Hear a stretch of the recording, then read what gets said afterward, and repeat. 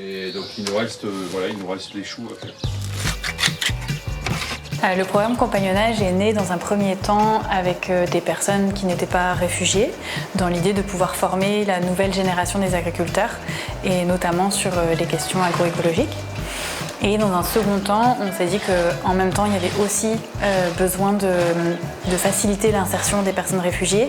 Et il semblerait qu'il y ait à peu près 10% d'entre eux qui ont une expérience dans le domaine de l'agriculture.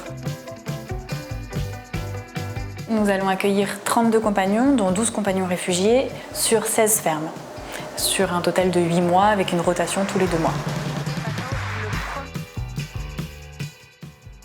Le fait d'accueillir des compagnons réfugiés ou français sur notre ferme, pour nous ça coule de sens parce que on a envie de partager ce qu'on aime faire, on a envie de partager nos valeurs, on a envie de partager notre métier, et si ça peut aider certaines personnes pour se réinsérer ou pour intégrer ou pour réaliser leurs projets, c'est tout ce qui compte pour nous.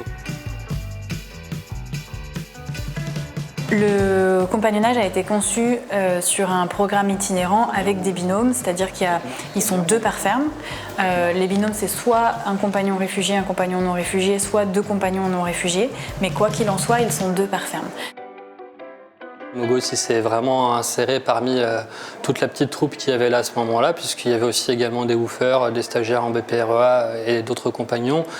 Et vraiment, je pense qu'il a pu, d'une première part, améliorer son français, puisqu'on avait une amie sur place qui lui a donné des cours de français.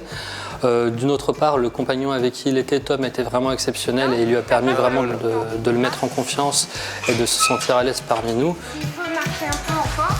Ah oui. Essayez de le relever. Ah oui. Fais gaffe à ton dos. Ils ont un tuteur qui change tous les 2 mois. Le tuteur est là pour vraiment les accompagner dans les apprentissages au quotidien, leur transmettre des explications, de la théorie si besoin, et les accompagner autant dans ce qu'ils peuvent acquérir en termes de compétences que dans la construction de leur projet à la suite de la formation. Et ce qui a été le cas de Jean qui a effectivement accompagné entre autres Abdelrem. Il a déjà fait des récoltes. Alors ce qui me donne envie de continuer ce programme, c'est d'aider les personnes dans le besoin, que ce soit chez nous, enfin de créer aussi des vocations ou d'en confirmer certaines. C'est une façon pour les futurs agriculteurs de pouvoir se confronter à la réalité du terrain, puisqu'il y a peu de formations pratiques sur du maraîchage agroécologique.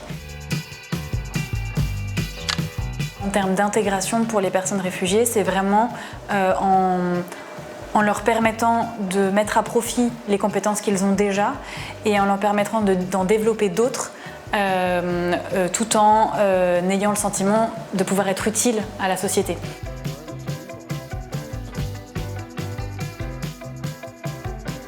De voir le sourire de chaque personne qui repart de chez nous, de les voir enchantés de par ce qu'ils ont appris. Voilà, mettre ma petite pierre à l'édifice et me dire que si parmi ces 10, 15, 20, 50 personnes qui passeront chez nous dans les 10 ans à venir, s'il y en a 1, 2 ou 3 qui déjà ont réussi, bah voilà, on aura avancé et c'est ça qui est important. Ouais.